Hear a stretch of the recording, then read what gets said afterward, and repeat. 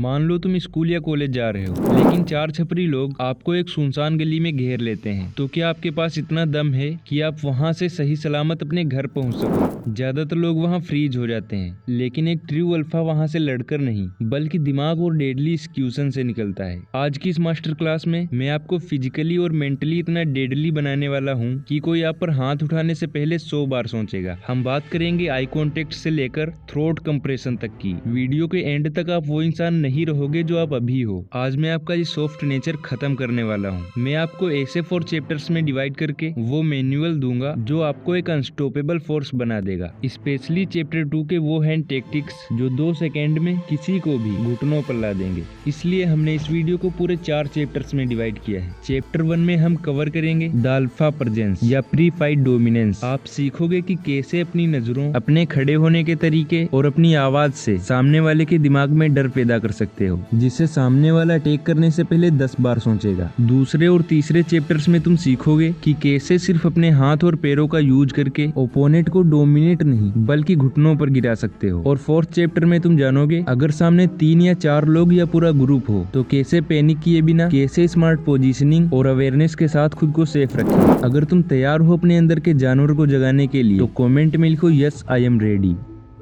Chapter 1 the invisible guard body language. Fight शुरू होने से 2 मिनट पहले ही फैसला हो जाता है कि कौन जीतेगा। इसे कहते हैं प्री फाइट डोमिनेंस। अगर आपके कंधे झुके हैं और आप नीचे देख रहे हैं तो आपने सामने वाले को इनविटेशन दे दिया है आपको मारने का। इसलिए ये 3 टिप्स यूज करो। First, the eye contact rule. कभी भी आंखें मत चुराओ, सामने वाले की आंखों में या उसके थ्रोट के सेंटर पर देखो। इससे आप एग्रेसिव नहीं बल्कि डेडली और काल्म दिखते हो। Second, the stance. अपने पैरों के बीच थोड़ा गैप रखो, इससे आपका सेंटर ऑफ ग्रेविटी लो रहता है और कोई आपको धक्का देकर आसानी से नहीं गिरा सकता। Third, voice control. चिल्लाओ मत, क्योंकि जो चिल्ला रहा होता है वो डर रहा होता है। इसलिए कम आवाज में लेकिन भारी आवाज में बात करो। कहो पीछे हटो, ये कमांड होना चाहिए, रिक्वेस्ट नहीं।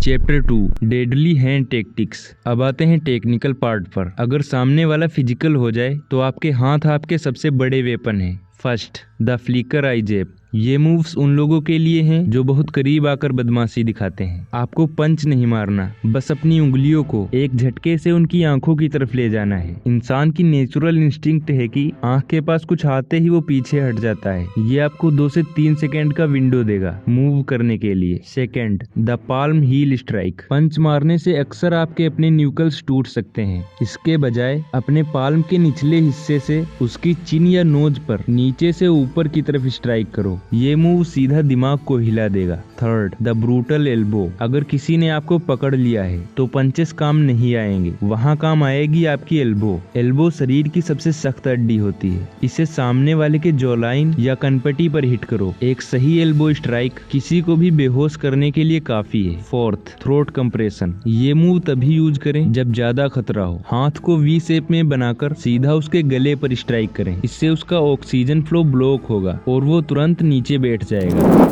Chapter 3 lower body execution. अक्सर लोग सिर्फ हाथों पर फोकस करते हैं, लेकिन असली पावर आपके पैरों में है। First, the stop kick. अगर कोई गुस्से में आपकी तरफ भाग कर आ रहा है तो उसके पेट पर नहीं बल्कि उसके घुटनों पर किक मारो। इससे उसका मोमेंटम वहीं रुक जाएगा। पैरों का अटैक हैंडल करना सबसे मुश्किल होता है क्योंकि ज्यादातर लोग नीचे नहीं देख रहे होते। Second, the precision groin strike. यहाँ कोई रूल नहीं है। अगर आप 4 लोगों से घिरे हो तो फेयर प्ले गया तेल लेने। एक सॉलिड किक उसके प्राइवेट पार्ट पर मारना गेम से बाहर कर देगा। ये सर्वाइवल है, स्पोर्ट्स नहीं। Third, the shin guard. अपने पैरों का यूज करके उसके पैर की सामने वाली हड्डी पर स्क्रैप करो। ये इतना दर्दनाक होता है कि सामने वाला आपका हाथ छोड़ने पर मजबूर हो जाएगा। Chapter 4 the group fight. अब सबसे बड़ा सवाल, अगर 4 बंदे एक साथ आ जाएं तो देखो, यहाँ सिर्फ स्ट्रेंथ नहीं बल्कि स्ट्रेटेजी काम आती है। Rule 1, don't get surrounded. कभी भी उनके बीच में मत खड़े रहो, हमेशा किनारे पर जाओ ताकि आप एक वक्त में सिर्फ एक बंदे से लड़ो। इसे लाइन अप करना कहते हैं। एक बंदे को दूसरे के लिए शील्ड बना लो, इससे आप पर कोई पीछे से भी अटैक नहीं कर पाएगा। रूल 2,